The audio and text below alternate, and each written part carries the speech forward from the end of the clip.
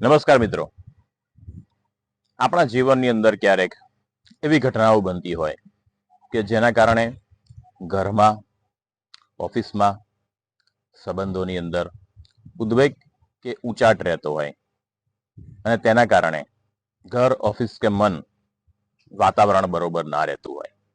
તો તેવા સમયે શું કરવું? તો તેવા સમયે કૃષ્ણ ભગવાનનો એક મંત્ર છે, ઓમ કૃષ્ણાય વાસુદેવાય હરએ પરમાત્મને પ્રણતઃ ક્લેશનાશાય ગોવિંદાય નમો નમઃ.